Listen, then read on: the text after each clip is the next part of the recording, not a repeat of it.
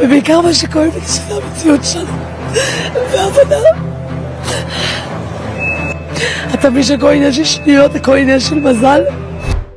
Setelah Tel Aviv, Sabtu malam atau Minggu dini hari waktu Indonesia, Iran melanjutkan serangan-serangan mereka ke Israel sebagai bentuk balasan atas serangan yang telah Israel lakukan terlebih dahulu Jumat malam. Ya, kali ini bukan cuma Tel Aviv, Haifa, salah satu kota terbesar Israel yang merupakan kota pelabuhan penting di utara Israel yang juga dikenal sebagai kota industrinya Israel, jadi sasaran Iran malam tadi. Puluhan bahkan mungkin ratusan rudal balistik hingga hipersonik Fatah dilepaskan dan akibatnya Israel menerima kerusakan besar di salah satu kotanya tersebut, menyusul Tel Aviv yang sebelumnya juga dihujani oleh rudal balistik Iran. Ini adalah reaksi keras dari Iran, tapi Israel juga membalas. Mereka dilaporkan menghancurkan depot minyak Syahran dan tangki bahan bakar di Teheran. Dan inilah update di balik saling serang antara Iran dan Israel yang memicu ketegangan dunia yang semakin memanas.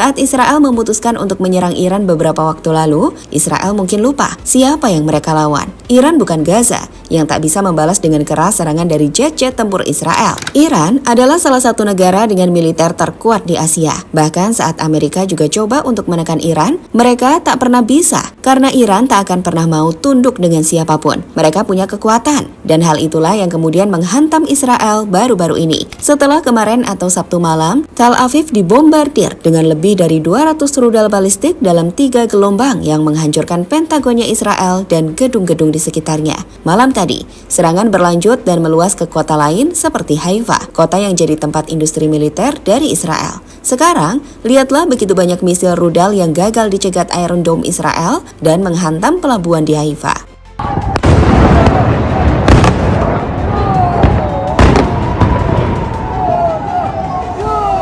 Ya baik.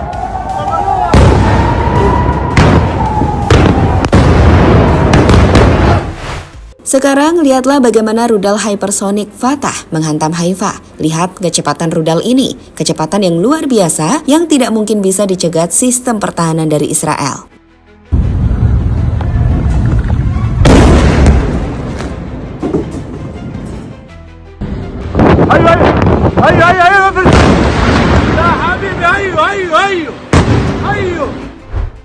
Di gambar atau video sebelumnya, kalian di sini bisa melihat betapa besar gelombang yang diciptakan rudal hypersonic Fatah saat menghantam Tel Aviv.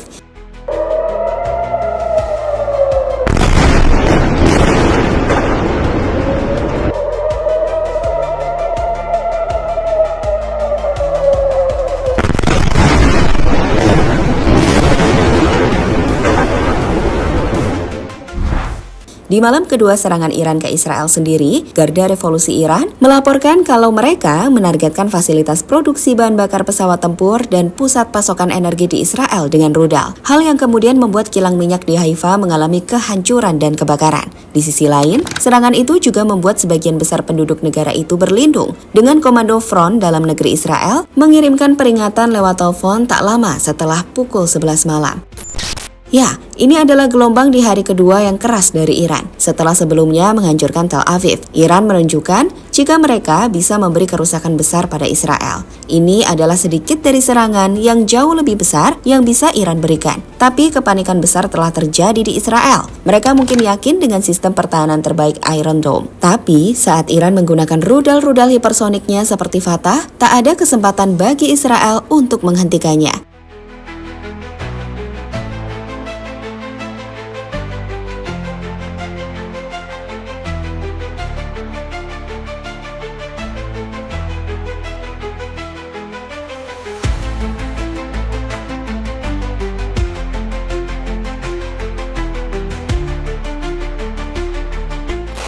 Iran sendiri menjanjikan bahwa operasi ofensif akan terus berlanjut lebih luas jika Israel dan sekutunya terus coba menyerang mereka. Iran memberikan peringatan pada Amerika, Prancis, dan UK yang terang-terangan mendukung serangan Israel ke Iran. Seperti kita tahu, Donald Trump mengatakan Amerika Serikat akan membantu membela Israel, dan pejabat Amerika telah mengatakan bahwa pasukan Amerika Serikat telah membantu menembak jatuh pesawat nirawak dan rudal Iran saat mereka mendekati Israel. Sementara itu, Presiden Prancis Emmanuel Macron juga mengatakan pada hari Jumat bahwa negaranya akan membantu membela Israel dari pembalasan Iran. Dengan pemerintah Inggris mengatakan Israel berhak membela diri, meskipun Perdana Menteri Keir Starmer telah menekankan perlunya deeskalasi.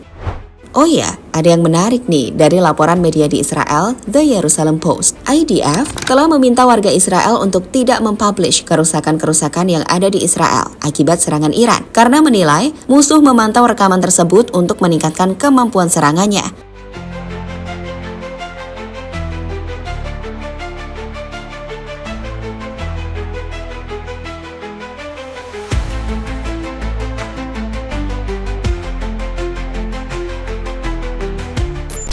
Ketakutan rakyat Israel.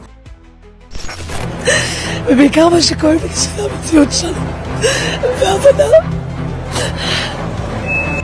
אתה מבין שהכל עניין של שניות, הכל עניין של מזל, והרגשתי פשוט ברולטה היום. ילדה לא צריכה לעבור את זה, ואישה מבוגרת לא צריכה להרגיש לבד ולפחד מפה בשיניים. Ya, itulah yang disampaikan oleh salah satu warga Israel usai serangan besar-besaran Iran menghantam Israel. Menurutnya, serangan dari Iran membuat semua orang takut. Kenyataan itu membuat ia sangat menangis. Ia merasa seperti berada di meja roulette dan bisa kapan saja menjadi korban dari serangan rudal. Ia menilai anak wanita nggak boleh merasakan ini. Namun ia mungkin lupa inilah yang dilakukan Israel pada Gaza, menghancurkan kota. Dan Israel lah yang memulai serangan ke Iran. Iran hanya membalas, balasan yang bisa sangat menghancurkan.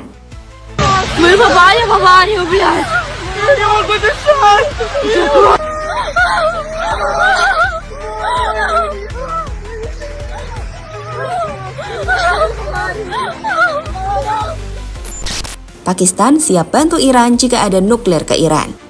Pakistan stands with Iran right now because they are brothers in a shared struggle against the Zionist entity. And if you don't believe me, take a listen to what Benjamin Netanyahu had to say years ago when he was planning all these wars that he's now carrying out. He said, "The greatest mission we have, Israel, is to prevent a militant Islamic regime from gaining nuclear weapons." Pakistan does have nuclear weapons, by the way. Memiliki kesamaan dalam berjuang melawan Zionis, Pakistan mengungkapkan bahwa mereka akan berdiri untuk mendukung Iran menghadapi Israel. Tak main-main, Pakistan memperingatkan sekutu Israel bahwa jika Iran sampai mendapatkan serangan nuklir, maka Pakistan akan menggunakan nuklirnya untuk membalas serangan tersebut. Menteri Pertahanan Pakistan, Khawaja Asif, mengatakan bahwa semua negara Muslim harus bersatu melawan agresi Israel. Ia pun menegaskan pentingnya persatuan umat Muslim untuk melawan Israel dan sekutunya. Selain Iran, China juga terang-terangan mendukung Iran. Seperti kita tahu, China, Pakistan, Iran, termasuk Rusia, memiliki hubungan yang erat, di mana mereka akan saling membantu jika terdapat serangan yang mengarah ke negara tersebut. Oh iya, Korea Utara juga dipastikan akan membantu Iran dalam menghadapi Israel jika perang terus berlanjut. Only condemn Israelis attack on Iran. This is a violation of Iran's sovereignty and territorial integrity, and we are particularly concerned that they are attacking nuclear facilities, which is another red line that Israel. Saat ini, hingga video ini disusun, tepatnya pada sekitar pukul 9 pagi, Iran terus menyerang Israel. Lihatlah bom Fatah yang kembali mengguncang Tel Aviv. Sekali lagi, misil nuklir Fatah menunjukkan bahwa Iron Dome Israel benar-benar tak berfungsi untuk menghentikannya. Kerusakan besar kembali terjadi di Tel Aviv di hari kedua serangan. Dan ini adalah bukti jika Iran serius. Mereka akan terus menyerang Israel sampai waktu yang belum ditentukan.